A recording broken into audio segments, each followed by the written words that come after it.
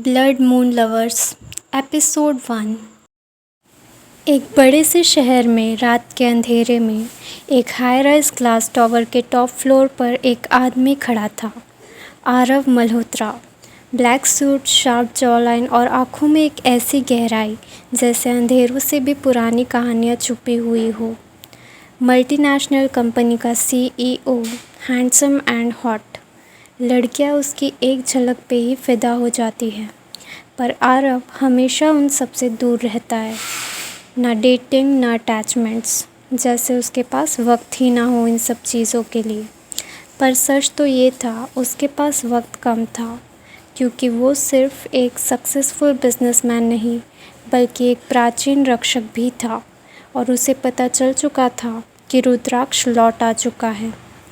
आरव ने अपनी वॉच पर एक सिंबल देखा, एक जलता हुआ सिंबल जो सिर्फ तब दिखता है जब दुनिया खतरे में हो।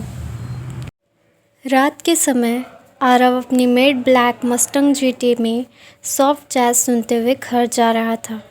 सड़क खाली थी, पर उसके दिमाग में रुद्राक्ष की वार्निंग गूंज रही थी। उसके हाथ स्टीयरिंग व्हील पर थे, पर नज़र हर कोने पर थी। आदत थी उसे पुरानी जंगों को जीतने की। तभी अचानक उसकी आंखों ने कुछ देखा। एक लड़की नीले ड्रेस में घबराई हुई, और उसके आसपास 3 वैम्पायर्स घूम रहे थे, जैसे उन्हें अपना शिकार मिल गया हो।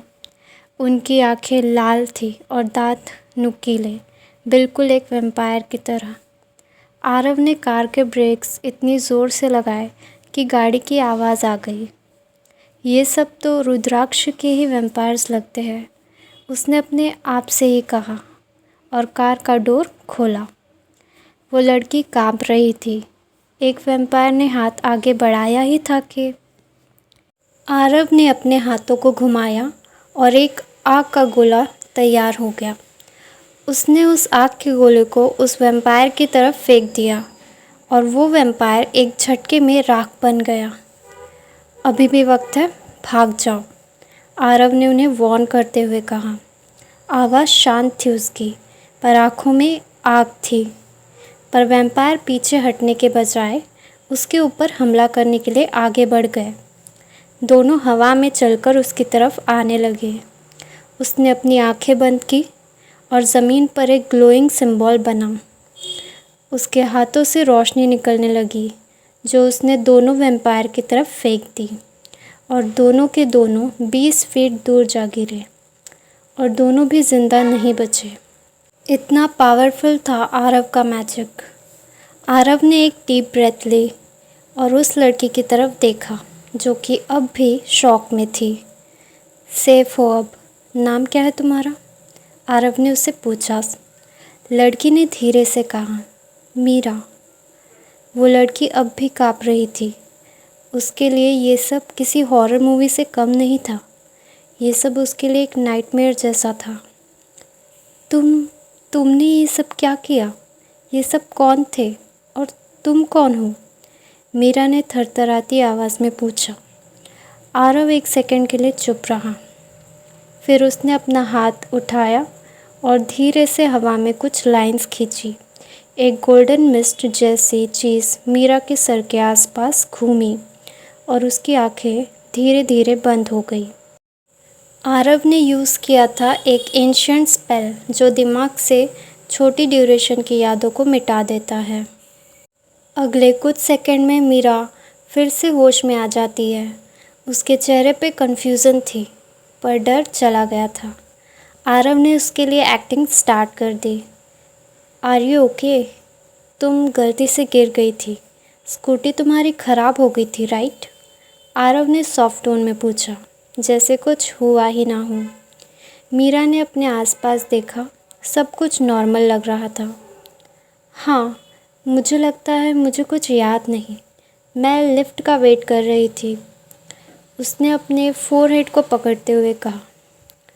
आरव ने स्माइल की और बोला, मैं ड्रॉप कर देता हूँ, रात काफ़ी हो गई है। आरव की स्माइल देखकर मीरा के दिल की धड़कनें तेज़ हो गई। वो थोड़ा हेजिटेंट हुई, फिर उसने हाँ में सिर हिला दिया। मीरा चुपचाप कार के पैसेंजर सीट पर बैठी हुई थी और उसे अभी भी थोड़ा अजीब सा लग रहा था।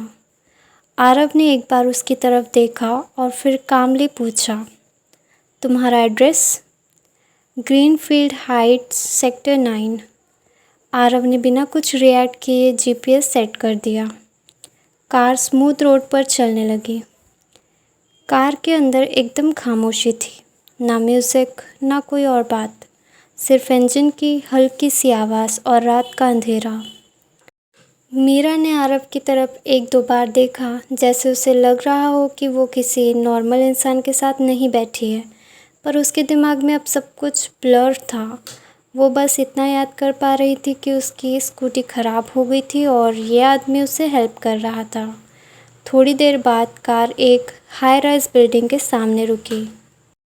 वी हैव रीच्ड, आरव ने फ्लैट टोन में कहा। मीरा ने अपना बैग उठाया और धीमी आवाज़ में कहा, थैंक यू। कार से उतरी और दरवाज़ा बंद करके उसने पीछे मुड़ के देखा, पर आरव ने उसे देखा भी नहीं। सिर्फ एक बार उसकी आँखों में ठंडक सी चमक आई और कार फिर से साइलेंस में चल पड़ी। मीरा बिल्डिंग में चली गई और पीछे रात के अंधेरे में आरव की कार हवा की तरह गायब हो गई। रात के 11 बज चुके थे। मीरा किचन में गई और अपने लिए खाने की एक प्लेट तैयार कर ली। डाइनिंग टेबल पे अकेली बैठी उसने टीवी ऑन करने की सोची, लेकिन रिमोट हाथ में उठाकर फिर वापस रख दिया। उसका दिमाग कहीं और ही उलझा हुआ था। हर दूसरे मिनट उसके दिमाग में आरव का चेहरा फ्लैश कर रहा था।